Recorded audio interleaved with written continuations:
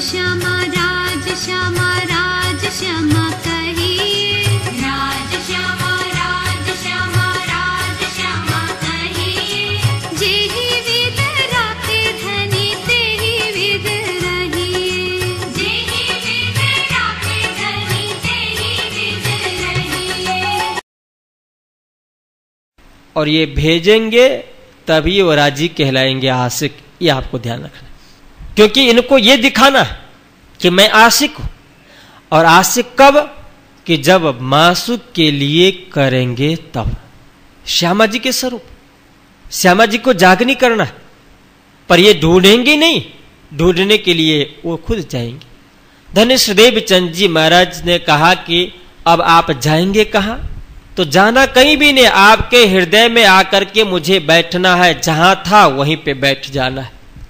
श्री देवचंद जी ने कहा कि जब आप मेरे हृदय में आकर के ही बैठने वाले हैं तो फिर आपसे मैं क्या पूछूं? जब जरूरत पड़ेगा पूछ लूंगा, और जब जरूरत पड़ा और पूछना शुरू किया तो बताए नहीं।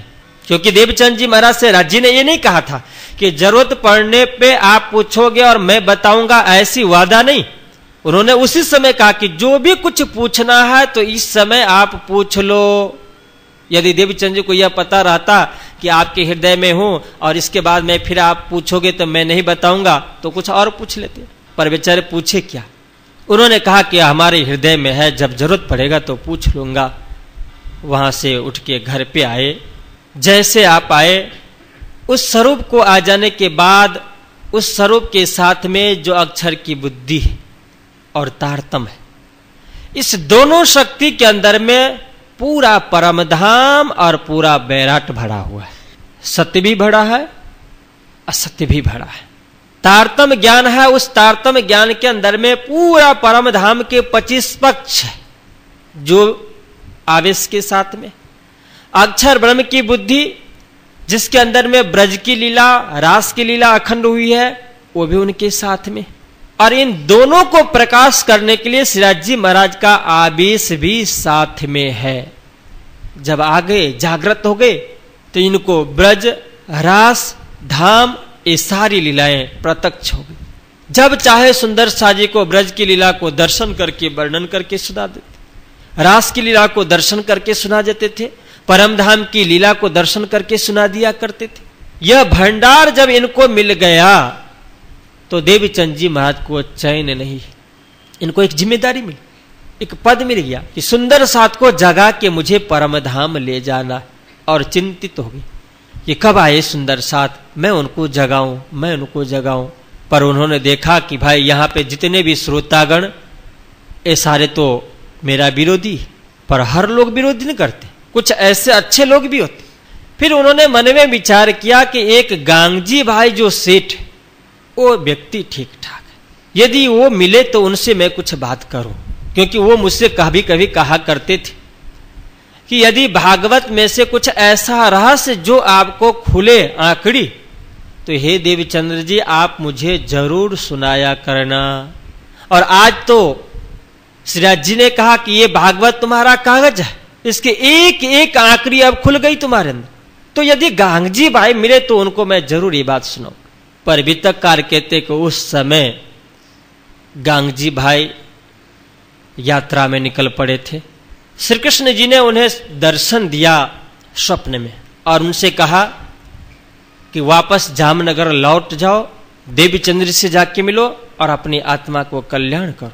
स्वप्न की बात उनको ऐसा हुआ कि वह देवीचंद तो विलक्षण व्यक्ति है और उनसे मेरा लगाव है, इसलिए हो ना हो स्वप्न आ गया होगा, नहीं लौटे। दूसरे दिन भी स्वप्न हुआ, नहीं लौटे। और तीसरे दिन भी जब नहीं लौटे तो समुद्र में तूफान आता है और फिर अपने आप ही वह जामनगर लौट जाते। तब तक देवचंद जी से रहा नहीं गया। होता है ना कि किसी व्यक्ति के पास धन हो, अच्छी कमाई हो, तो हमेशा वह विचार करेंगे कि इस संपत्ति को मैं अच्छे काम में लगाऊं, कहां ऐसा कोई काम मिले जहां पे मैं संपत्ति का उपयोग करूं। और परमात्मा के द्वारा दिया गया जो प्रसाद और वो पूरे भंडार दे दे तो कौन छुपाना चाहिए। देवीचंद जी महाराज अपने धैर्य को खो गए और गांगजी भाई के इंतजार करते करते जब नहीं रहा गया तो तो एक जो बार्बर होते हैं ना, क्या कहते हैं उसको, नाई, हजाम, जो उनको बाल बनाने के लिए आया करते थे। जब नहीं रहा गया तो उन्होंने सोचा कि चलो इसी को सुना। उनसे पूछा कि भाई तू कितना कमाता है? उन्होंने कहा 1 रुपया। कहा कि चलो ठीक है, आज से मैं तुम्हें 2 रुपया देता हूं और तुम आकर के मेरे पास बैठा करो और ब्रह्म ज्ञान सुना करो। नाई भी खुश कि 1 के बदले 2 मिलता है, कोई काम भी नहीं करना पड़ेगा, बैठ करके सुनना है। पर यह सुनना भी बहुत मुश्किल होता है। कभी कभी लोग कहते हैं तो मैं उनसे कहता हूं कि मंदिर में रह करके साधु बन जाना बहुत अच्छा है। तो मैं कहता हूं कि अधिक दिन नहीं, कम से कम 1 सप्ताह 15 दिन आकर के रह के देखो मंदिर में, कितना मजा आता है। हजाम ने सोचा कि चलो ठीक है, 2 रुपया मिलेगा, बैठ के सुनना है। 1 दिन हुआ, 2 दिन हुआ, इसके बाद तो वो थक गया, क्योंकि ब्रह्म ज्ञान है, पात्र बिना तो पचा नहीं सकता। और फिर वो इतना कंटाल गया कि धनिष्ठ देवचंद जी से कहा कि आप अपना ये 2 रुपया अपने पास में रखे, मेरा वह 1 रुपया ही ठीक है।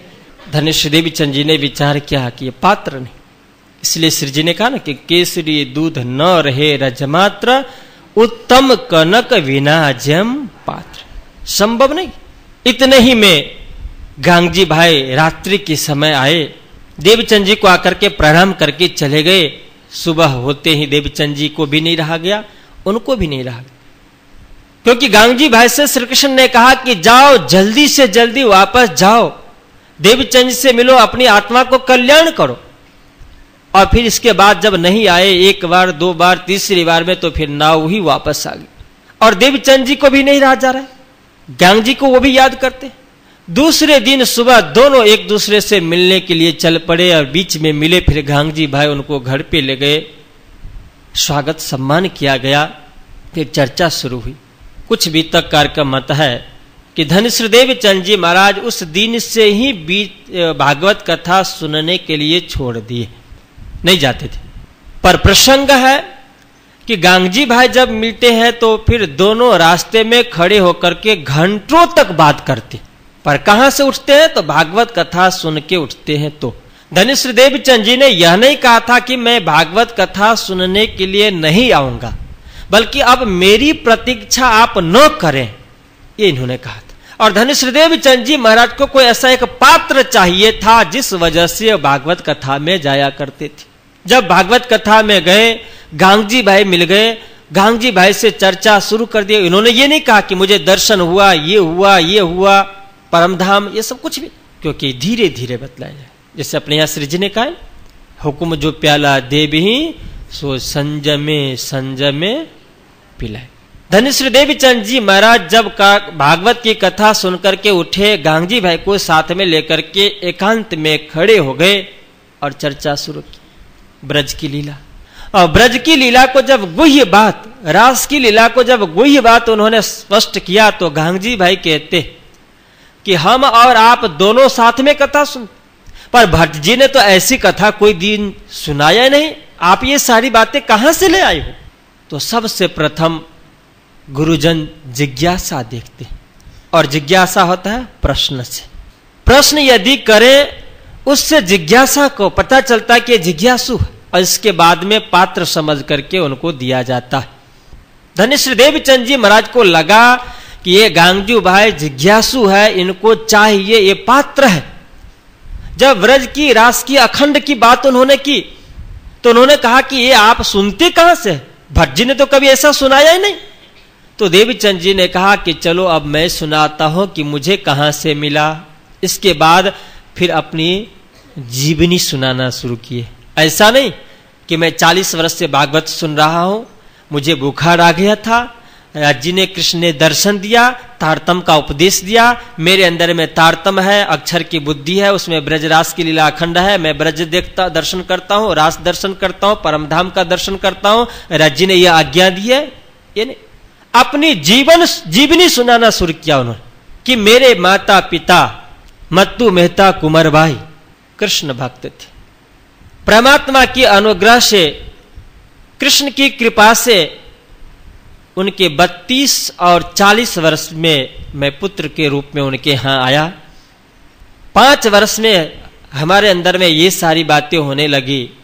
11 वर्ष की अवस्था में मेरी जिज्ञासा उत्पन्न हुई और 13 वर्ष की अवस्था में मैं अपने पिता के साथ कच्छ भूज गया। 17 वर्ष की अवस्था में फिर दोबारा मैं बारात के साथ में गया। उस समय में हमें परमात्मा का दर्शन हुआ। ये और ये जिसको कहते हैं चमत्कार। और जब चमत्कार होता है तो चमत्कार को सारे दुनिया करते हैं नमस्कार। जब देवीचंद जी महाराज की इस तरह की जीवनी गांगजी भाई ने सुना तो और देवीचंद जी महाराज के प्रति वो आकर्षित हो गए। ऐसे नहीं कि उनको परमधाम की बात सुना, आकर्षित हुई। देवीचंद जी महाराज की बात को सुनकर के और अधिक जिज्ञासा बढ़ी। फिर इसके बाद में क्या हुआ? देवीचंद जी महाराज ने कहा कि मैंने हरिदास जी को गुरु बनाया। हरिदास जी ने दीक्षा दे करके मुझे बाल मुकुंद का और बांके बिहारी का उपदेश दिया, उनकी सेवा कर रहा था। इसके बाद में फिर गुरु ने कहा प्रसन्न होकर के कि मूर्ति ले जाओ। जब मूर्ति लेने के लिए गया तो एक घटना हुई कि मूर्ति वहां से अदृश्य हो गए। फिर मुझे वस्त्र मिला, वस्त्र की मैंने सेवा की। फिर इसके बाद मुझे ब्रज का ध्यान हुआ और मैं स्वप्न में आज से 15,000 वर्ष पूर्व जो ब्रज उसमें गया। यशोदा जी से मैं मिला। यशोदा जी ने हाथ में प्रसाद दिया। कृष्ण के पास वृंदावन गया। कृष्ण ने मिठाई दी और जब खाने लगा तो जागृत हो और हाथ में मिठाई दी। इससे और गांगजी भाई आकर्षित हो गए कि यार ये बात हुई। फिर आगे क्या? उन्होंने कहा कि इसके बाद हरिदास जी मुझे ही पूजना शुरू किए तो मैं वहां से जामनगर आया। यहाँ पे 14 वर्ष तक मैंने कथा सुनी और इसके बाद मुझे ताव बुखार आया। वैद्य ने कहा कि सन्निपात हो जाएगा। माता पिता रोक दिए। फिर भी मैं गया और भागवत की कथा सुनने के बाद घर पे आया, बिल्कुल स्वस्थ हो गया। और 15 दिन के बाद स्वयं वह पूर्ण ब्रह्म परमात्मा जो अक्षर से परे हैं उन्होंने साक्षात दर्शन दिया। बोलो श्री कृष्ण कन्हैया। बस इतना ही सुनना था कि गांगजी भाई के अंदर में जो शक्ति थी वो भी ब्रह्म वासना है। राज जी ने उनको दर्शन देकर के इनके पास भेजा। खूब ही आकर्षित हो गए इनके पास। उन्होंने कहा कि इसके बाद उन्होंने कहा कि उन्होंने मुझे उपदेश देकर के कहा कि वह जो दिव्य परमधाम जहां पे 12,000 ब्रह्म प्रियाएं उस राज श्यामा जी की वो इस खेल में आई है, ब्रज में, रास में, इसके बाद जागनी ब्रह्मांड। और उन सबों को जागृत करके मुझ देवीचंद जी को परमधाम ले जाना है। तो गांगजी भाई ने कहा कि प्रभु ऐसे मोह सागर में से उनको जगा करके उस परमधाम की बात कर रहे। लोग स्वर्ग जाना नहीं चाहता है, वैकुंठ जाना नहीं चाहता है, गोलोक नहीं जाना चाहता है और आप परमधाम की बात करते, वो कैसे संभव होगा? धन्य श्री देवीचंद जी ने कहा कि कुछ भी नहीं। उन्होंने कहा कि मैं खुद भेजूंगा और इतना ही कहा खुद भेजूंगा। तो गांगजी भाई समझ गए कि मुझे भी उन्होंने ही यहां भेजा है और इसके बाद शरणागत हो। और प्रतिदिन धन्य श्री देवीचंद जी महाराज जो जामनगर में राज मंदिर से हम और आप आज जानते हैं, अपने माता पिता के साथ बिहारी जी और जमुनाबाई के साथ में रह रहे थे। वहां पे गांगजी भाई सुनने के लिए आना शुरू किए और इसके बाद में अब देवीचंद जी महाराज भागवत कथा सुनना बंद कर दी। अब यहां पे मंडान होने लगा, भीड़ लगने लगी। यह विक्रम संवत 1678 से प्रारंभ हो गया। 1 वर्ष, 2 वर्ष, 3 वर्ष, 4 वर्ष, लगभग विक्रम संवत 1784 तक, 1684 तक राज मंदिर में कथा चलती रही। खूब भीड़ होने लगी। जो सुनते थे कि देवीचंद जी को ऐसा दर्शन हुआ, ये बातें, और फिर ऐसी बरसात ब्रज की, रास की। अब जो स्वयं जिनके हृदय में ब्रज की लीला, रास की लीला और परमधाम की सारी लीला विद्यमान हो, जो अपने दिव्य दृष्टि से देख करके वर्णन करता हो, तो उस लीला को सुनने के लिए कौन नहीं लालायित तो होंगे। भीड़ लगने लगी। 84 तक बहुत भीड़ लगी। इसके बाद लगभग बिहारी जी महाराज भी 19 वर्ष के हो गए थे। और बिहारी जी महाराज धन्य श्री देवीचंद जी महाराज की जो बातें थी उससे संतुष्ट नहीं हुआ करते थे। होता है कभी कभी, लोग कहते हैं कि मास्टर के लड़का मास्टर से नहीं पढ़ता है, अपने पिता से नहीं पढ़ेगा, उसके लिए ट्यूशन कोचिंग करना नहीं होता है, चाहे भले वो कितने बड़ी डिग्री लेकर के क्यों ना बैठे। धनेश्वर देवचंद जी महाराज के पास में सारे लोग आकर के बैठते थे, सुनते थे, पर इनको पता है अपने पिता की जीवनी कि हरिदास जी के शिष्य थे, बांके बिहारी और बाल मुकुंद को पूजा किया करते थे और उनसे इनका संबंध भी है। तो हरिदास जी महाराज के जो पुत्र वृंदावन वो यहां आया जाया करते थे। वृंदावन से कहा कि भाई देखो तुम्हारे यहां 2 मूर्ति है, बांके बिहारी और बाल मुकुंद की, उसमें से एक मूर्ति आप मुझे दे दो। वृंदावन ने कहा कि ठीक। जो बाल मुकुंद धनेश्वर देवचंद जी महाराज के पूजा के लिए देने वाले थे वो अंतर ध्यान हो गए कि इनकी सहन नहीं कर सकता। वो बाल मुकुंद की मूर्ति बिहारी जी महाराज ले आए, राज मंदिर में ले आए। धनेश्वर देवचंद जी महाराज ने देखा कि होता है जितने भी महापुरुष हुए ना, दुनिया के सबको समझा ले, समाज को भी समझा लेगा, पर अपने परिवार के सदस्य को समझाना बहुत मुश्किल है, नहीं समझ सकता। अब जिस धनेश्वर देवचंद जी महाराज के अंतर आत्मा में स्वयं अक्षरातीत परमात्मा श्री कृष्ण विद्यमान है, उनकी बात भी सुनने के लिए तैयार। बाल मुकुंद की सेवा, धनेश्वर देवचंद जी महाराज उससे खिन्न होकर के और इसके बाद आ गए गांगजी भाई के यहाँ। गांगजी भाई ने उनको अपना एक स्वतंत्र रहने के लिए स्थान दे दिए, जिसे कहा जाता है चाकला मंदिर। वहां आए, सुंदर साथ की संख्या वहां आने लगी और बहुत से अनंत प्रकार की लीलाएं वहां होने शुरू हो गई।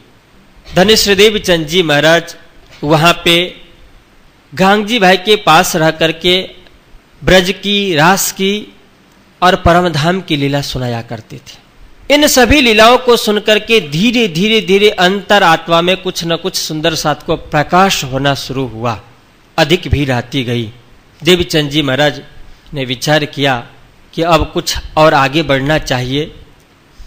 स्वामी श्री लालदास जी महाराज कहते कि उसी समय जो धनेश्वर देवचंद जी महाराज के परिवार में लीलबाई उनकी धर्मपत्नी, बिहारी जी महाराज, जमुनाबाई और लीलबाई की 2 भ्राता, 2 भाई जिनका नाम है थारो और मेघो, और उन दोनों की धर्मपत्नी, और थारा भाई का जो पुत्र जिनका नाम हम लोग बहुत आदर के साथ में लिया करते हैं नागजी भाई, और नागजी भाई के धर्मपत्नी रंगबाई।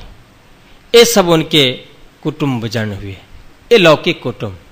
इसके बाद धनेश्वर देवचंद जी महाराज को जब पहचान करा दिया गया था बाल मुकुंद के द्वारा, तो हरिदास जी के पुत्र वृंदावन, वृंदावन के पुत्र नरहर, वृंदावन की धर्मपत्नी और वृंदावन की मां, ये सब भी इनके साथ ही आ गए, सब के सब। अब स्वामी श्री लालदास जी महाराज कहते हैं कि जब विक्रम संवत 1678 में इनको दर्शन हुआ, 4 वर्ष तक राज मंदिर में चर्चा हुई, और इसके बाद में बिहारी जी के वजह से चाकला मंदिर में आए, तो वहां पे गांगजी भाई का अन्य जो परिवार वो भी काफी घुल मिल गए थे। गांगजी भाई 3 भाई थे। सबसे बड़ा उनका नाम गोविंद जी, जो इस धर्म कर्म से बिल्कुल दूर रहा करते थे। दूसरा था खेता भाई, जो 40 वर्ष पहले बरारब निकल गए हैं, और तीसरे थे आप, एक इनकी बहन जो बिहारी जी के बहुत ही नजदीकी, जिनको बालबाई कहा जाता है। बालबाई, बिहारी जी महाराज और नागजी, ये तीनों हमेशा जिस दिन से श्री जी का मुलाकात होगा उसी दिन से श्री जी के विरोधी बनकर के रहेंगे तीनों। क्योंकि नागजी और बिहारी जी ये दोनों तो कौन सा रिलेशन होंगे गुजराती में, इनके मामा के लड़का है, मतलब बिहारी जी महाराज के मामा के लड़का नागजी, और बालबाई गांगजी भाई के बहन। जब गांगजी भाई के यहाँ पे आके चर्चा शुरू हुई, यहाँ भी खूब भीड़, रात में भी चर्चा चला करती थी, हर तरह के लोग होते हैं। कुछ लोगों ने देखा कि भाई रात में इतने रात तक यहाँ पे इकट्ठे होते हैं, एक प्रकाश जलता रहता है, ये लोग रास गरबा करते हैं, जोर जोर से गाते हैं, अच्छा नहीं लगा। और उन्होंने राज दरबार में जाकर के शिकायत कर दी कि आप कैसे राजा हो, आपके राज के अंदर में इतने बड़ा अत्याचार कि एक कायस्थ के घर में, क्योंकि वो कायस्थ इसीलिए गांगजी भाई कायस्थ नहीं थे, वो तो लोहाना परिवार के थे, पर जो रहने के लिए स्थान दिया गया था वह देवीचंद जी महाराज को, और वो धनेश्वर देवचंद जी महाराज उसमें विक्रम संवत 1684 से लेकर के और 87 तक वहां पे रहे। 2-3 वर्ष जब हुआ, ये बात फैल गई, राज दरबार में जब शिकायत गई तो राजा ने कुतवाल को भेज दिया, 2 कुतवाल को। और जो चुगल आया था वो चुगल ने कहा कि चलो मैं दिखा देता हूं, ले गए जहां पे चर्चा हो रही थी। दूर से कहा कि देखो उस घर में प्रकाश है ना, वहीं पे स्त्री और पुरुष बैठे, वो कायस्थ का घर, वहीं पे चले जाओ। और चल पड़े। राज्य की ऐसी कृपा के दोनों प्रकाश को देखते चले जा रहे हैं, प्रकाश को देखते चले जा रहे हैं, और पता नहीं, कुछ सोचा नहीं, पर जब नजदीक गया तो वह प्रकाश 1 से 2 हो गया, वह दीपक 1 से 2 हो गया, और एक दीपक जो वहां कुआं था उस कुआं के चारों ओर फिर रहा है, और एक कोतवाल उस दीपक के साथ उस कुएं पर फिरना शुरू कर दिया और पूरी रात चक्कर काटता रहा। और कहा जाता कि एक रात की सफर यदि पैदल किया जाए ना तो 12 कोस निकल जाता है, जैसे देवचंद जी महाराज ने रेतीली भूमि में पार किया था। और दूसरा जो दीपक था वो सुदूर निकल गया, आगे निकलते गया, जामनगर से निकलते गया, निकलते निकलते ध्रोल तक पहुंच गया। जब प्रातः काल हुआ, सूर्य का प्रकाश निकला तो प्रकाश लुप्त। वो देखता कि अरे मैं ये कहां, प्रातः काल ये मैं कहां गया। सुबह जब पानी भरने के लिए पनहारी वहां पे खड़ी थी, उनसे पूछा कि भाई ये कौन सा गांव है, तो उन्होंने कहा कि अरे कोई भी बटोही हो, राही हो, रास्ते चलने वाले तो रात में कहीं न कहीं विश्राम करता है, उसको पता रहता सब। और ये अभी सुबह उठा ही है और पूछ रहा है गांव का नाम, ये कैसा आदमी होगा। उन्होंने कहा कि भाई क्या तूने समझा, अपना राज्य समझ लिया है क्या, ये मोहवर जी का है। उनको पता चला कि अरे मैं जामनगर से 12 कोस दूर आ चुका हूं, क्योंकि पूरी रात की सफर। फिर वह वहां से वापस आया, और वापस जब आएगा तो उसे भी चल करके आने में पूरे दिन लग जाएगा। जो पूरी रात की सफर हुई है तो उतने सफर पुनः वापस आने के लिए पूरा दिन लगना ही है। और जो जिस घर से गया था तो एक तो कुआं पर फिर रहा था, वहीं पे सुबह आ गया घर पे, और उसने कहा कि अरे यह घटना, वो दीपक मैं कुआं पर घूमते रहा चारों तरफ, सुबह में वो लुप्त हो गया। वो कौन था चुगलखोर, वो तो ठीक हुआ कि परमात्मा ने मुझे बचा लिया, नहीं तो मुझे मरवा ही डालता। और दूसरे ने कहा कि मेरे जो घर से गया था वो कहां गया। अब झगड़ा शुरू, अब खोजा जा रहा चुगलखोर को, चुगलखोर कहां मिलने वाला। जब संध्या के समय में वह वापस आया, दोनों मिलते हैं तो कहते हैं कि भाई इस तरह की समस्या, राज दरबार में जाकर के कहा कि वह तो कोई दैविक शक्ति थी, तो ठीक हुआ परमात्मा की कृपा की हम दोनों बच गए, तो मर जाते। जब राजान को यह पता चला कि गांगजी भाई के वो सदगुरु हैं, गांगजी भाई के वहां रह रहे हैं और उनके ऊपर ही मैंने ऐसा किया, तो जब दूसरे दिन गांगजी भाई राज दरबार में गए तो गांगजी भाई से राजा ने कहा कि नगर सेठ, मुझसे एक भूल हुई है और आप मुझे उसे क्षमा करना। गांगजी भाई ने कहा कि राजन ये आप क्या कर रहे हो। कहा कि नहीं, बिल्कुल सत्य, तुम्हारे यहां जो देवीचंद जी तुम्हारे सदगुरु हैं, आज हमारे यहां से 2 कोतवाल रात्रि में उनके पीछे गया, दीपक को देखते देखते एक कुआं पे चक्कर काट गया और एक तो 12 कोस दूर निकल गया। प्रातः काल वो दोनों दीपक लुप्त हो गए, वापस आ गए। यह परमात्मा की कृपा, इसलिए मुझे आप क्षमा करना। गांधी भाई को अफसोस हुआ कि जो हमारे सदगुरु है, जिनके मुखार विंद से आत्म कल्याण के लिए चराचर प्राणी के मुक्ति मिल सके, ऐसी चर्चा हो रही है भगवत चर्चा, और उस भगवत चर्चा में यदि उन सबों की कोई गलत दृष्टि है तो दुख की बात है। और उन्होंने नहीं सोचा न समझा और धनेश्वरदेव चंद जी महाराज से आकर के कह सुनाए कि आज मैं राज दरबार में गया था, इस तरह की बातें हुई।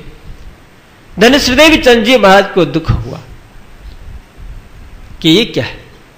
और धनेश्वरदेव चंद जी महाराज ने विचार किया कि अब यहां भी रहना उचित और गांगजी भाई को कह नहीं सकते। इसलिए गांगजी भाई से उन्होंने कहा कि देखो नगर सेठ, आप धनवान हो, पैसे वाले हो, आपकी इच्छा भी अब पूरी हो चुकी है। और श्रीराज जी ने मुझसे कहा था कि इस जगत के अंदर में 12,000 ब्रह्मप्रियाएं, 24,000 कुमारकाएं और दुनिया के चराचर प्राणी को मुक्ति देना है, अखंड करना है, ब्रह्मप्रियाओं को जगा के ले आना है। और यदि मैं आपके यहां ही बैठे रहूंगा तो उससे संभव नहीं होगा। आप नगर सेठ हो, गरीब लोग आपके यहां आ नहीं पाएंगे। इसलिए मैं सोचता हूं कि कहीं दूर जाकर के निवास करो, जिससे वहां पे सब कोई आए।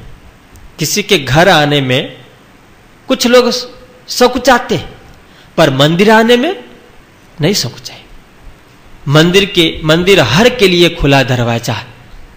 इसलिए विक्रम संवत 1687 में कार्तिक के महीने, विक्रम संवत 1687 कार्तिक के महीने में धनेश्वरदेव चंद जी महाराज गांगजी भाई के यहां से घूमते फिरते आज जिसको हम खिजरा मंदिर कहते हैं वहां पे आ गए।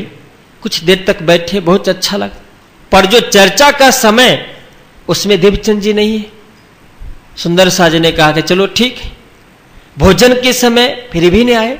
जब सुंदर साज जी उनको खोजते खोजते निकले तो देखते हैं कि यहां बैठे हुए। और संयोग से धनेश्वरदेव चंद जी महाराज ने दतमन जो करके और उस दतमन को 2 फांटे करके और दोनों हाथ से 2 तरफ उन्होंने गाड़ दिया। कुछ लोगों का मत है कि एक खिजरा का वृक्ष पहले से था और दूसरा धनेश्वरदेव चंद जी ने बोया। पर कुछ वितरकार कहते हैं कि एक दतमन के 2 फांटे करके दोनों तरफ गाड़ दिया गया। जो भी कुछ सुंदर साथ वहां आए, उन्होंने कहा कि धनी यहां पे तो धूप है, सुंदर साथ को छाया नहीं है। उन्होंने कहा कि इसके लिए चिंता मत करो, ये छाया हो जाएगा। जो वाड़ने जाए वलराय बर्णव की जो आप गाती है वो धनेश्वरदेव चंद जी महाराज ने अपने हस्त कमल से उसे लगाया। अब वहां से नहीं जाना चाह रहे, पर गांगजी भाई जब बहुत प्रार्थना किए, अनुनय विनय किए, तो पुनः धनेश्वरदेव चंद जी महाराज गए। पर उस दिन से घूमने फिरने के लिए वहां आया जाया करते थे। वितरकार ने कहा कि धनेश्वरदेव चंद जी महाराज ने उस समय सुंदर साजी से यह भविष्यवाणी की कि आज तो यहां पे ठीक है, पर विक्रम संवत 1751 के बाद जब इंद्रावती आत्मा को शाकुंडल नाम के सखी मिलेगी तो उनके द्वारा यहां पे बहुत बड़ा विशाल मंदिर का निर्माण होगा। आज तो कुछ भी नहीं, ये भविष्यवाणी थी। इसीलिए धनेश्वरदेव चंद जी महाराज गांगजी भाई के यहां चाकला मंदिर में रह करके भी, जहां पे उनकी गादी, प्रतिदिन वहां आना जाना शुरू की। जब वहां पे रह करके आप चर्चा कर रहे हैं गांगजी भाई के यहां, धनेश्वरदेव चंद जी महाराज के अंदर में ब्रज का, रास का, धाम का जो छवि जिससे सुनाया करते, तो जब कभी वह ब्रज की लीला को वर्णन करते, सुंदर साथ की इच्छा हो गई कि ब्रज की लीला को देख करके आप वर्णन कर रहे हैं इतने वर्ष पहले की लीला, तो ब्रज के अंदर में जैसे परमात्मा सिर्फ मक्खन चुरा करके गोप ग्वाल को खिलाया करते थे, तो उसमें से प्रसाद मुझे भी दीजिए। हो गया।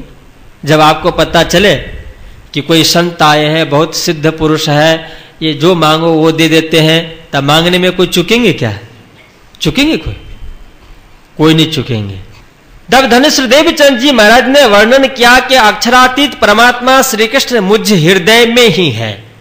ब्रज की लीला और रास की लीला अखंड हुई है और मेरे हृदय में है। तो जब अखंड है, वस्तु वहां पे है, तो ब्रज के अंदर में माखन चोर की लीला हुई थी कि नहीं हुई थी? और कृष्ण मक्खन चुरा करके गोप ग्वाल को बांटा किया करते थे कि नहीं, चाहे दुबला पतला हो कि मोटा ताजा, हर को खिलाया करते थे। तो सुंदर साथ ने कहा कि यदि आपके अंदर में वह है तो प्रसाद मुझे भी दीजिए। और धनिष्ठदेव चंद जी महाराज भरत की लीला को प्रत्यक्ष दर्शन करा करके प्रसाद बांटा करते। जब परम धाम की बात हुई, महाकरण से लेकर के प्रातः काल 6 बजे से लेकर के 12 बजे तक और 12 बजे से लेकर के 3 बजे तक शयन की लीला, और शयन के बाद में जो वन विहार करने के लिए जाते हैं, सैर करने के बाद जमुना जी में झीलना की बात हुई।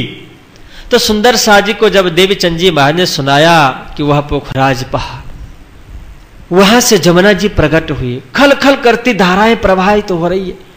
और इस दिन, जिस दिन हम लोग जगत में आए, उस दिन हम सारे सुंदर साथ को नहाने के लिए जाना था। कहां पे? पाट घाट पे जमुना जी में डुबकी मारो, मिश्री से भी मीठा पानी। सुंदर साथ ने कहा कि धनी वह पानी, उस पानी को दर्शन मुझे कराए, उस जमुना जी का दर्शन कराए। उस जमुना जी में हम सुंदर साथ भी झीलना करना चाहते हैं, क्योंकि उनको पता था कि ब्रज में कृष्ण कराया करते थे गोपी को। और यदि कृष्ण आपके हृदय में है तो हम सारे सुंदर साथ जो आप करें कि गोपी है, सुंदर साथ ब्रह्म सृष्टि, तो हमें भी वह लाभ मिलना चाहिए। तो धनिष्ठदेव चंद जी महाराज वहीं पे लकीर खींच दिया और खल खल खल खल करती हुई जमुना जी वहां पे प्रवाहित हो गई। और यह सब घटना गांगजी भाई के घर में, जो उनके परिवार में ब्रह्म सृष्टि की आत्मा थी, वो सब दर्शन किया करते थे। नौतनपुरी में जितने भी लीलाएं हुई, उन सभी लीलाओं को दर्शन करने के लिए सक्षम थे सिर्फ परम धाम के ब्रह्म सृष्टि ही, उसके सिवाय किसी को दर्शन नहीं था।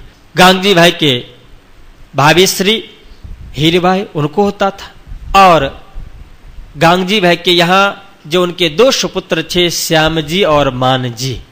श्याम जी के यहां श्याम जी की धर्म पत्नी थी अजवाई, और महराज ठाकुर महामती प्राणनाथ जी महाराज, जो 5 भाई थे, जिनमें सबसे बड़े श्यामलिया ठाकुर, किसी के मत से हरवंश ठाकुर भी है, दूसरे नंबर हरवंश ठाकुर। तो हरवंश ठाकुर के धर्म पत्नी जो मेघबाई थी, उस मेघबाई की भतीजी, गुजराती में भत्रीजी, वह अजवाई गांगजी भाई के सुपुत्र से उनकी ब्याह शादी हुई थी। और वह अजवाई, इस घटना को परमधाम की वासना थी, प्रत्यक्ष ब्रज की लीला, रास की लीला, परमधाम की लीला को, जमुना जी प्रकटन को दर्शन करके, ये सारी लीलाएं, सारी घटनाएं गांगजी भाई की, इन सभी लीलाओं को दर्शन करके, और जब गोवर्धन अपने केशव ठाकुर के यहां अपने बुआ जी से मिलने के लिए जाया करती, तो वहां पे मेघबाई को सुनाया करती कि बुआ जी आपको पता है, बुआ जी एटले फोई। बुआ जी को उन्होंने कहा कि हमारे यहां धनिष्ठदेव चंद जी महाराज हैं, जिनको परमात्मा श्री कृष्ण ने साक्षात दर्शन दिया, उनके हृदय में ब्रज, रास, परमधाम, ये सब कुछ वो जमुना जी को प्रकट कर देते हैं। वो रास की लीला में भगवान श्री कृष्ण गोपी के साथ में जो रमन कर रहे हैं, उस लीला को दर्शन कराया करते हैं। ब्रज के अंदर में जो कृष्ण ने गोपी के साथ में जो जो लीलाएं किया, उन सभी लीलाओं को दर्शन करवाया करते हैं। मेघबाई ने कहा कि ये सब कुछ हो सकता है। अजय ने कहा कि बुआ जी यदि आपके विश्वास न हो तो चल के दर्शन कर लो। अब बड़ी थड़ी घर में, इसलिए नहीं जा सकते। पर अपने देवर को उन्होंने कहा कि भाई गोवर्धन, ये हमारे भतीजी ये जो कह रही है, इसकी बात में कितनी सत्यता है, जाकर एक बार देख तो आओ। और गोवर्धन पहुंचे, उससे पहले उनकी धर्म पत्नी अजबाई के साथ निकल गई। वो देखा, उन्होंने कहा कि बिल्कुल ठीक। गोवर्धन जी महाराज जब गए, प्रत्यक्ष जब उन सभी लीलाओं का दर्शन हुआ, तो धनिष्ठदेव चंद जी महाराज के चरणों में उसी समय वो समर्पित हो गए, समर्पित। घर पे आकर के उन्होंने कहा कि बिल्कुल सत्य, तो वो तो परब्रह्म है, श्री कृष्ण स्वयं है, उनके हृदय में सब कुछ विद्यमान है। यह विक्रम संवत 1687 में कार्तिक में तो स्थापना हुआ था इधर, और कार्तिक में ही गोवर्धन जी धनिष्ठदेव चंद जी महाराज से दीक्षा ग्रहण किए थे। और 1 महीने के बाद मागसर जब ये बात घर में फैल गई, प्रतिदिन गोवर्धन जी दर्शन करने के लिए, चर्चा सुनने के लिए जाया करते हैं। तो उनका छोटा भाई मेहराज ठाकुर, उन्होंने पूछा, गोवर्धन ने कहा कि वहां चर्चा होती है, मैं जाता हूं सुनने के लिए। उन्होंने कहा कि मुझे भी ले चलो। उन्होंने कहा कि उनके आज्ञा के बिना नहीं। 1 दिन हुआ, 2 दिन हुआ, 3 दिन हुआ, 4 दिन हुआ, नहीं। चौथे दिन जब जाने लगे तो मेहराज ठाकुर भी अपने बड़े भाई के साथ चल पड़े। कुछ दूर तक गए उंगली पकड़ करके, और गोवर्धन जी जोर से उंगली छुड़ा करके भग गए। और छोटे बच्चे बड़ों को मार तो नहीं सकते क्योंकि उनसे जीतेंगे नहीं, पर प्रतिकार करने के लिए उनके पास में रोने के सिवाय कुछ भी नहीं है। इसलिए हमारे यहां धर्मशास्त्र ने कहा कि बाला नाम और रोदनम बलम। छोटे बच्चे हैं ना, यदि वो अपना शस्त्र प्रहार करे ना, तो भले माता पिता बहुत बलशाली हो, पर यदि वो रोना शुरू करे तो माता पिता को मानने के लिए मजबूर कर ही देता है और उसमें जीत जाता है। और रोते ऐसे नहीं, और अधिक गुस्सा हो ना तो रोएंगे, साथ में पृथ्वी पे गिर जाएंगे, और गिर करके इतना नहीं, यदि धूल होगा तो उसमें लोटपोट करना शुरू कर देंगे। जब गोवर्धन भाई चल गए, वहां से चल पड़े, अब छोटा भाई रो रहा है, तो जो आगे जा रहे हैं ना वो देखते भी है क्या कर रहा है। देखा तो रो रहा है, और जब मेहराज ठाकुर ने देखा कि पीछे घूम के देख भी रहा है, तो रोते रोते फिर पृथ्वी पे लुढ़क गए। वो कहा कि ओ लुढ़क भी गया। अब इसके बाद में देख रहा कि पृथ्वी पे वो लोटपोट कर रहा है। गोवर्धन दास जी महाराज का हृदय पिघल गया। ओहो, ये क्या करा। उस समय श्री मेहराज ठाकुर की उम्र 12 वर्ष 2 महीना, और आज का जो दिन था वह 10 दिन। 6ठे दिन से विचार हुआ था, इनने टाल मटोल किया, आज उनसे रहा नहीं गया, और उन्होंने धनुष देव चंद जी महाराज के चरणों में प्रणाम करके कहा कि यदि सदगुरु आपकी आज्ञा हो, आदेश हो आपका, तो मेरा एक छोटा भाई 4 दिन से कह रहा था, पर मैं साथ में नहीं ले आया। आज जिद करके मेरे साथ में आया, मैं उनको उंगली छुड़ा के भग गया, पर आज जो उसका रुदन था वो मुझसे सहन नहीं हुआ, और मैं आपके चरणों में प्रार्थना करता हूं कि वह आना चाहता है। धनुष देव चंद जी ने कहा कि शीघ्र ही ले आओ। गोवर्धन जी कहते कि बहुत छोटा है प्रभु, सिर्फ 12 वर्ष 2 महीने 10 दिन ही हुआ अभी। देवचंद जी ने कहा कि इससे क्या होता है, इससे भी छोटा तो ध्रुव था जो सिर्फ 5 ही वर्ष का था, और ध्रुव यदि 5 वर्ष में परमात्मा को प्राप्त कर सकता है, तो क्या तुम्हारा भाई 12 वर्ष में भी नहीं प्राप्त कर सकता है सदगुरु को। गोवर्धन जी महाराज जैसे गुरु की आज्ञा पाए, भाई साहब को लेकर के आए, और धन श्रीदेव चंद जी महाराज के दृष्टि में तारतम था। और तारतम क्या करते हैं काम, पहचानते हैं, आत्मा को पहचान। जैसे इंद्रावती की आत्मा मेहराज ठाकुर का शुभागमन हुआ, धनुष देवी चंद जी महाराज की दृष्टि मिली, और दृष्टि मिलते ही लगा कि अरे यह दिव्य आत्मा इंद्रावती परम धाम की। श्रीराज जी ने मुझसे कहा था कि इंद्रावती मिलेगी जो आपका सहायक बन करके काम करे, आपके बाद में सारी जिम्मेदारी उनका, और उनको 2 आत्मा मिलेगी, शकुंडल और सकुमार। वह आ गई। धनुष देवी चंद जी महाराज की दृष्टि मिलते ही मेहराज ठाकुर को उन्होंने गले से अपनाया, समझा करके, और एकांत में ले गए, एकांत में। और मेहराज ठाकुर को एक एक बात उनको सुना दी, और यह बात पता चल गया बिहारी जी महाराज को। सुन रहे थे कि महाराज आया, इंद्रावती की आत्मा, परमधाम की वासना जागनी इसके हाथ में, देवचंद जी महाराज की उत्तराधिकारी ये बनेंगे। अब उनको चिंता हुई कि मैं इनका सुपुत्र हूं, आज तक मुझे इन्होंने ये तक भी नहीं कहा कि परमधाम के तुम कौन सी वासना हो, मुझे कोई जिम्मेदारी नहीं, सुंदर साथ में मेरा कोई भाग नहीं, और ये आज आया है मेहराज। पर मेहराज से कुछ कह नहीं सकते क्योंकि सबको पता है, आगे चल करके कहेंगे ना उनके बड़े भाई साहब सामलिया ठाकुर कि यदि दोनों भाई ऐसे दीवाना हुआ, इसलिए सबको डर है। बिहारी जी भी नहीं कह सकते हैं, बाला भाई नहीं कह सकते, उनको पता है कि राजा के दरबार में इनके पिताश्री, इनके भ्राताश्री दीवान है, मंत्री है, और ऐसे इनके भाई को कुछ कहें तो हमारी हालत क्या होगी। बिहारी जी ने अपने पिताश्री से कहा कि पिता आप ये क्या कर रहे हैं? आपने महाराज से कहा कि जागरण आपके हाथ में है, हमारी शक्ति सब आपके अंदर में जाएगी, सब कुछ आप करोगे, तो मैं क्या हूं, मुझे क्या मिला, आपने मुझे क्या दिया? धन्य श्री देवीचंद जी महाराज ने कहा कि यह कोई भौतिक संपदा नहीं कि पिता की संपत्ति पुत्र को मिलता है, बिल्कुल ठीक है, पर आध्यात्मिक शक्ति तो सही में पिता की जो शक्ति है वो गुरु के माध्यम से शिष्य को मिलता है, न कि पुत्र को। यदि योग्यता होता तो आपको मिलता, ये राज्य के हाथ में, पर ये कहां समझने वाला। उन्होंने उसी समय में नाग जी से कहा कि भाई नाग जी, ये देखो आज से समस्या खड़ी हो गई। नाग जी ने कहा बालभाई से कि भाई बालभाई जी देखो ये बात, धन्य श्री देवीचंद जी महाराज तो अपने पुत्र को पूछते नहीं, कुछ भी नहीं, खाली के खाली।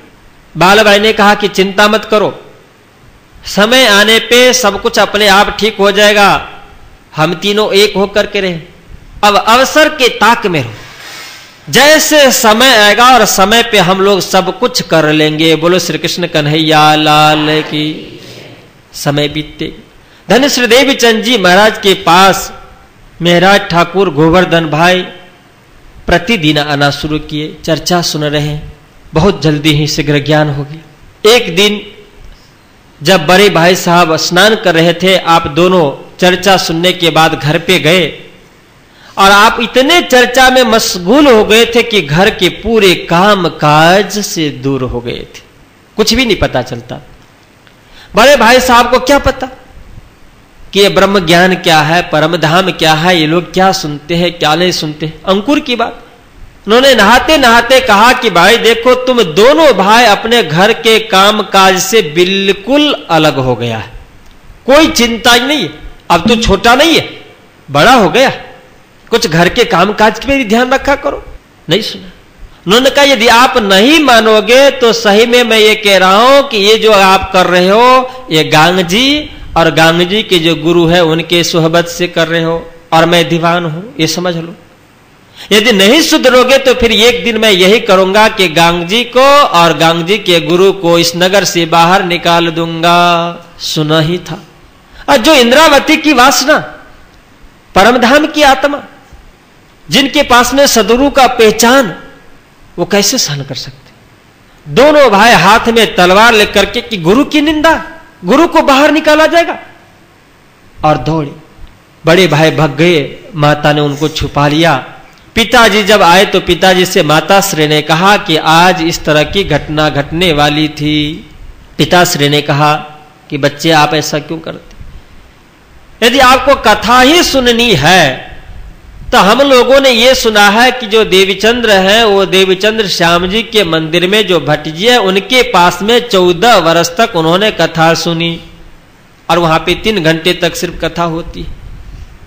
आपको कथा सुननी है तो भाई शिष्य से क्या सुनते हो?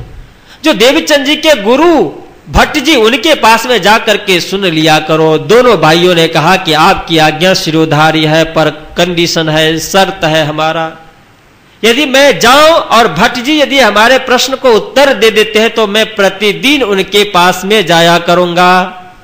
पिता ने कहा कि नन्ना मुन्ना बालक, वो भट्ट जी इतने बड़े विद्वान, ये क्या प्रश्न करें, और क्या इनके प्रश्न को उत्तर नहीं दे सकते? पिता खुश हो गए, दोनों बालक को हाथ पकड़ के ले गए। भट्ट जी ने देखा कि वो आज क्या बात है, आज तो दीवान साहब आए। भट्ट जी ने कहा कि स्वागत है, फरमाइए। केशव ठाकुर ने कहा कि भट्ट जी महाराज प्रणाम, ये हमारे दोनों बालक आपसे कुछ प्रश्न पूछना चाहते हैं। भट्ट जी ने कहा कि जरूर फरमाइए।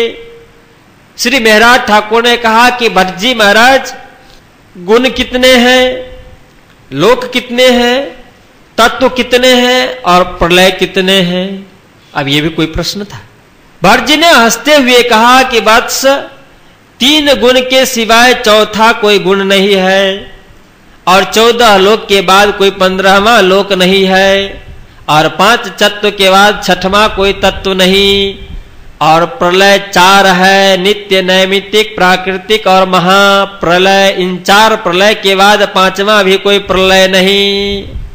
प्रश्न का जवाब मेहराज ठाकुर ने कहा कि भट्ट जी अब इसके बाद आप ये बतलाओ कि 4 प्रलय है, जिसमें महाप्रलय हो जाने के बाद में भागवत कहती कि 3 गुण का नाश हो जाता है, 14 लोक ब्रह्मांड का नाश हो जाता है, 5 तत्व भी नाश हो जाता है, तो वह जो पूर्ण ब्रह्म परमात्मा वह कहां रहते हैं, ये मुश्किल हो।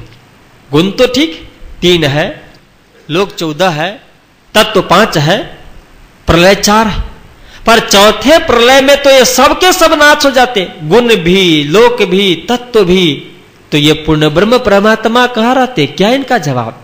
उन्होंने कहा कि भाई इसका जवाब तो मैं क्या, आगे ब्रह्मा जी को भी मुश्किल है, ये मैं नहीं कह सकता, इनके विवाद में कहा।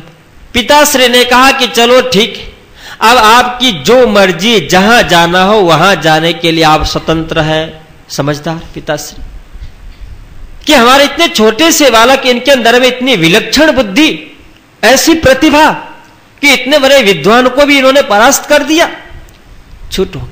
अब प्रतिदिन दोनों भाई साथ में जाकर के सुना करते, ऐसे करते करते लगभग विक्रम संवत 1700 तक दोनों भाई साथ में कथा सुन रहे थे।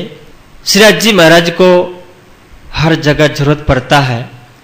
अचानक गोवर्धन भाई का धाम गमन हुआ और मेहराज ठाकुर को धक्का लगा कि ये संसार है, हम दोनों परम धाम के भी साथी, इस संसार में भी दोनों भाई भाई, पर राज्य ने ये क्या किया, मुझसे मेरा भाई को अलग कर दिया। थोड़ा सा दुख, और इतना अधिक दुख हुआ, इतना दुख हुआ कि संसार के काम काज में जो भी थोड़ा मन था उससे बिल्कुल अलग हो गया। और धन्य श्री देवीचंद जी महाराज जो ब्रज की, रास की, परम धाम के 2500 पक्ष की लीला जो सुनाया करते थे, उसी में विहार किया करते थे। जमुना जी में तो कभी हौस को सर में मस्त रहा करते थे। स्वामी श्री लालदास जी महाराज कहते हैं कि 13 वर्ष माया मिने था ऊपर लौकिक बोझ। जब से आपने दीक्षा ली, एक घटना हो जाने के बाद और आप उससे अलग हो गए, चिंतन करना शुरू किया, और उसी चिंतन में आपको एक विचार सूझा कि जब धनी श्री देवीचंद जी महाराज मुझे कहते कि महाराज तू इंद्रावती की आत्मा है और इंद्रावती श्री राज्य महाराज की सेविका, मैं सुंदरबाई की आत्मा हूं और सुंदरबाई श्यामा जी महारानी की सेविका, और मुझ सुंदरबाई के अंदर में, देवीचंद जी के अंदर में 5 शक्ति विद्यमान है, तो मैं यदि इंद्रावती की धाम की निर्मल आत्मा हो, पवित्र आत्मा हो, मुझसे आप कहते हैं कि सकुंडल मिलेगा, सकुमार मिलेगा, जागनी होगी, तो जब आप परम धाम का दर्शन कर सकते हैं, ब्रज की लीला को दर्शन कर सकते हैं, रास दर्शन कर सकते हैं, तो मैं उससे अछूता क्यों? मुझे भी दर्शन होना चाहिए। यह संभव क्यों नहीं? इनके अंदर जिज्ञासा, ये इनके अंदर चिंता हो, और इनको ऐसा लगा कि देवीचंद जी महाराज के जीवन में बहुत बड़ा कष्ट आया, बहुत उन्होंने कष्ट झेला, जिससे उनकी आत्मा निर्मल हुई, पवित्र हो गई, और इसके बाद में श्रीराज जी ने उनको दर्शन दिया। तो हो न हो कहीं मुझ इंद्रावती के आत्मा में भी कुछ ऐसे अवगुण हो, तो उन्होंने ये विचार करके और अपना अवगुण ढूंढना शुरू किया। अब उनको दिखता है, कोई सगा वाला, संबंधी वाला दिखे, वो अवगुण है। बाजार में जाए, वस्तु लेना है, मन की इच्छा हुई कि ये अवगुण है, उसको छोड़ो। घर में आते हैं, देखते हैं कि ये हमारी संपत्ति है, अपने सारे संपत्ति हटा दिए कि ये अवगुण है। जिसमें हमारा मन जाए वह हमारा अवगुण, जो आत्मा के लिए न हो। तो ऐसे उन्होंने देखा, देखते उन्होंने कहा कि भाई ये सारे के सारे अवगुण है, सबको हटा दे। फिर उनको लगा कि भाई इसके बाद में क्यों नहीं दर्शन होता है। फिर उनको लगा कि ये जो हमारे धर्म पत्नी है, इनके पास में जो आभूषण है ये माया है, क्योंकि धर्मशास्त्र ने कहा कि मोटी माया और झीणी माया, 2 तरह की माया। कंचन है, धर्म पत्नी है, ये सब मोटी माया है। रुपया, पैसा, धन संपत्ति, ये मोटी माया, और झीणी माया, काम क्रोध ईर्षा द्वेष लोभ मोह, ये झीणी माया। मेहराज ठाकुर को लगा कि ये सब जितने भी है ये सब हमारे लिए माया है, अवगुण है, सबको दूर करो। और उन्होंने दूर किया।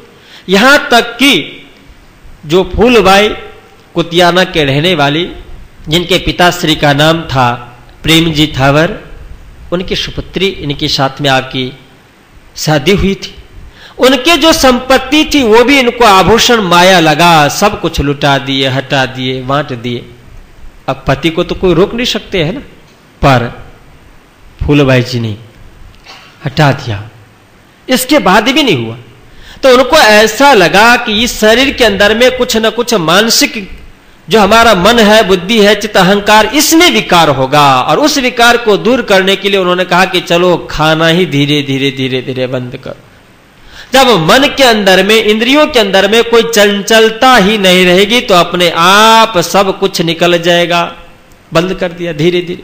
और धीरे धीरे अन्न को घटाते हुए, यदि 4 रोटी खाते हैं तो फिर 3.5, फिर इसके बाद में 3, फिर इसके बाद में 2, 2 के बाद 1, 1 के बाद में आधी।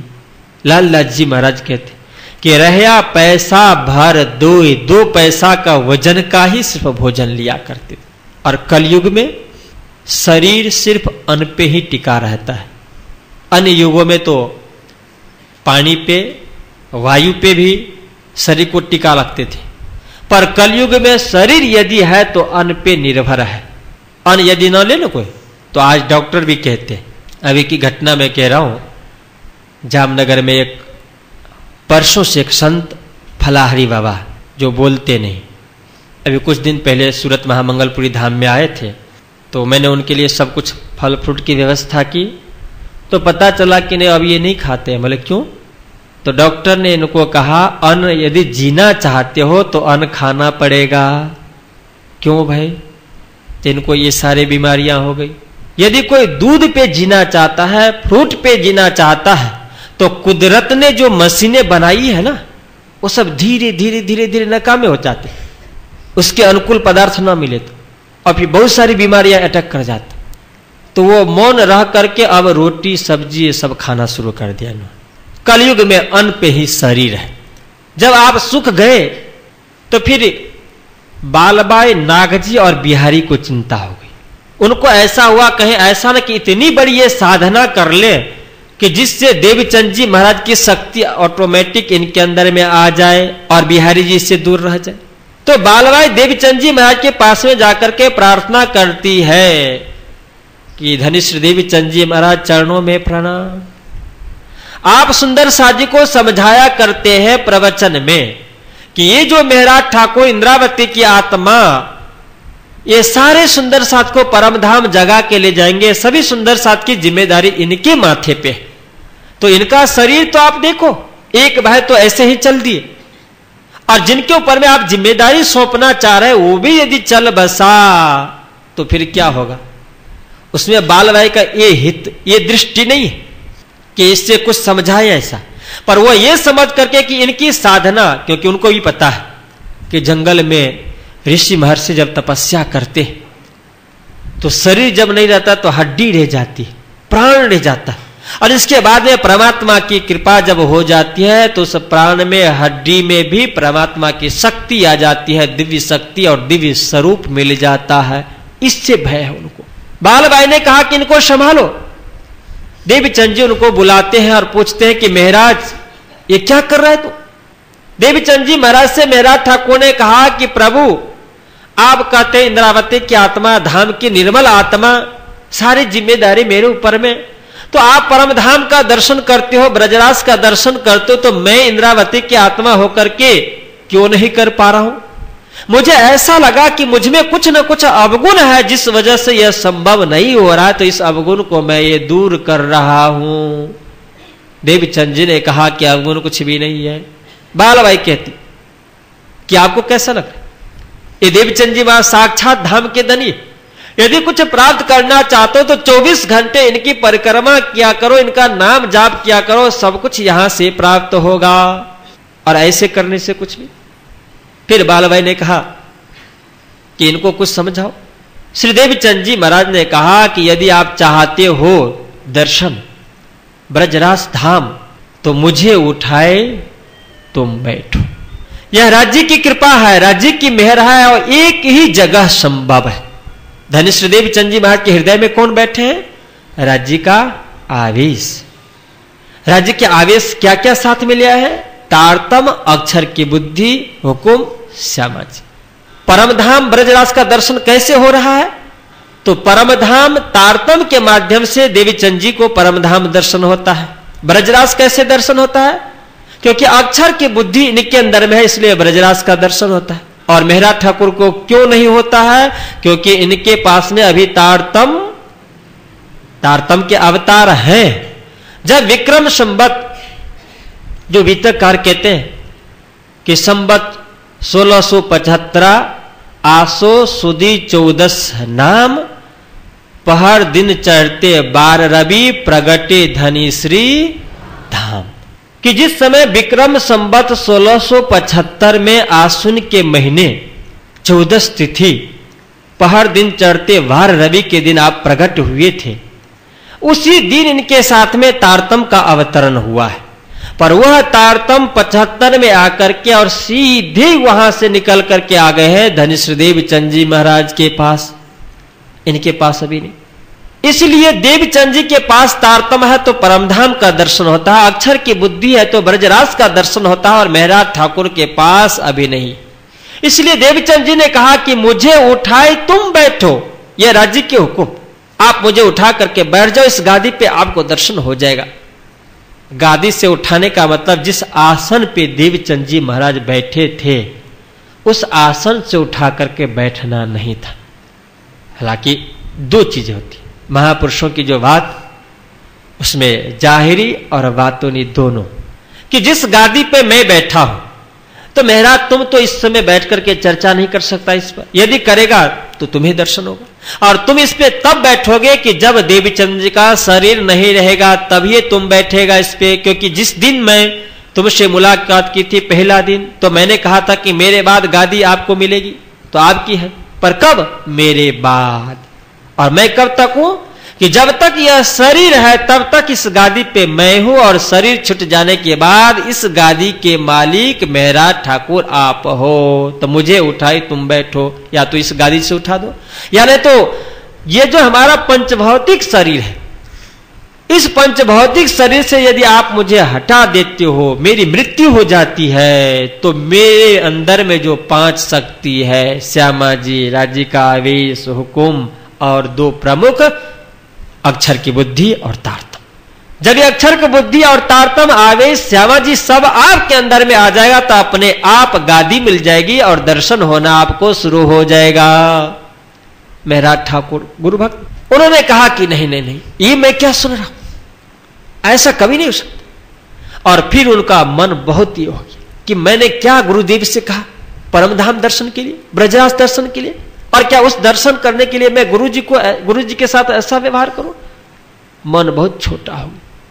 और बाल वय को एक बुद्धि आ गई कि चलो इसी समय में एक काम हो जाए। एक तो कमजोर आदमी है ही, बैराग है ही इनके अंदर में, तो धनिश्री देव चंद जी महाराज से ऐसी प्रार्थना की जाए कि इनको माया में लगाया जाए और माया में मिल जाएंगे, जिससे फिर गादी बिहारी जी महाराज को मिल जाएगा। बोलो श्री प्राणनाथ प्यारे की।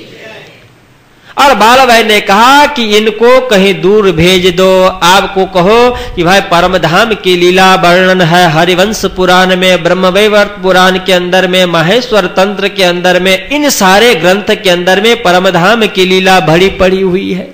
तो सुंदर साहब जी को समझाने के लिए इनको कहो कि अहमदाबाद गुजरात के अंदर में ये सारे धर्म ग्रंथ मिलते हैं।